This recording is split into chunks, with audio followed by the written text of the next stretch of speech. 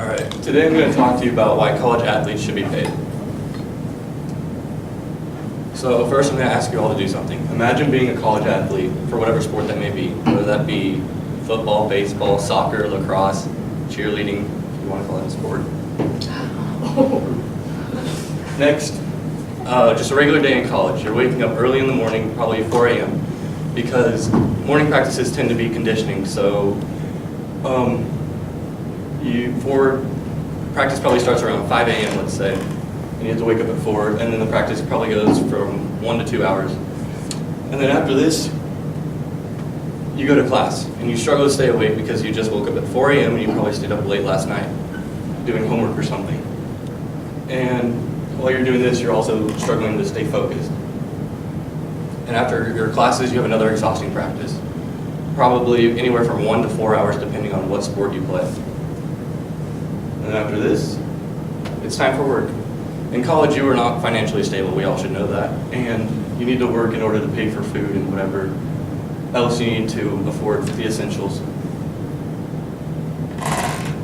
And then you have to go home and do homework and study if you can stay awake, that is, since you're already mentally and physically exhausted from working, practice, and school already. And then finally, you get to go to bed and get ready to do it all over again tomorrow. Seems like a lot, right? Well, that's because it is. But this is the daily life of a college athlete. But the solution is simple. We pay our college athletes. So today I'll provide you with information about the rules preventing college athletes from being paid, why college athletes should be paid, and the benefits that go along with paying our college athletes. First off, we can start by the rules preventing colleges from paying their athletes. The rules about paying the college athletes are pretty simple. I'm just going to tell you about one. The main one is the college players are known as amateur, so they can't be paid. Being paid is only on a professional level. So if colleges were paying their athletes, it would be illegal, and the coach that paid them and the player would also get kicked out of college. And what I have on the screen is an image from a movie called Amateur. And then in this movie, there's a high school all-star that's doing amazing, and he ends up going to college, and his family is struggling for money, and they're just not financially stable. And the coach ends up helping him out, and then the league finds out that he's being helped, and throughout the movie, at the end of the movie, the coach, they get kicked out of the league, the coach and the player, and then finally they meet up, and then he ends up changing his title from amateur to professional. So from this point, they now work together and make money in the professional leagues.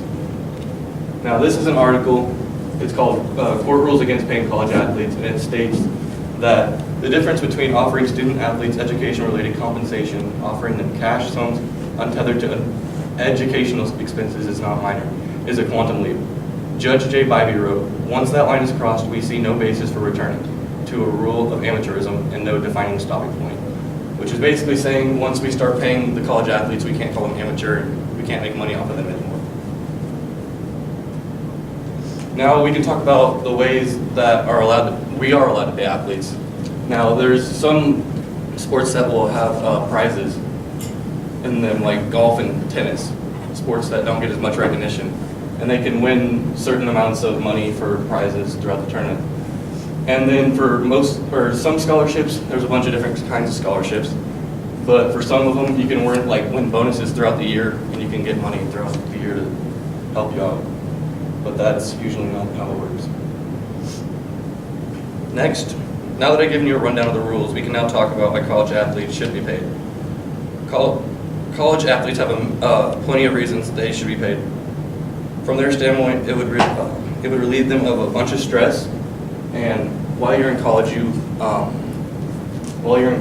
have a million things going through your mind on a daily basis, and your time is precious to get everything finished.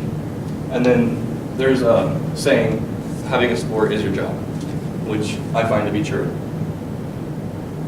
Now, why college athletes should be paid financially reasons. Well, their faces are everywhere on jerseys, people come to see them play, they're getting all the publicity, they're giving them video games, and they don't get any of the money that they make off of everything they do. And then College 101, everybody is broke, and it would help them out tremendously. And finally, coaches get paid. Coaches in college, they get paid millions, no exaggeration, and the players get nothing out of it. This is Kareem AbdulJabbar. He was a college star and an NBA All-Star. He appeared on CNN, and he was in a debate whether or not college athletes should be paid, and he stated that college athletes should be paid because they do all the work and get nothing out of it, and it's time for a change. Now finally, we can talk about the benefits that come along with paying our college athletes. A lot of these athletes come from low-income families, so that getting the money, they could help out their families and themselves.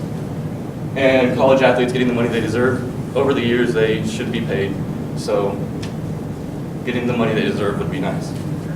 And financially stable, throughout college you're going to have a lot of debt building up, and also you're going to be in the drain of money. So while getting money throughout college, it would help after college to get less debt. So finally, I'd like to say that it's time for a change, and college athletes need to be paid in order to stay financially stable and help out their families. I hope that throughout this speech, I persuaded you to think that college athletes should be paid. Thank you for your time.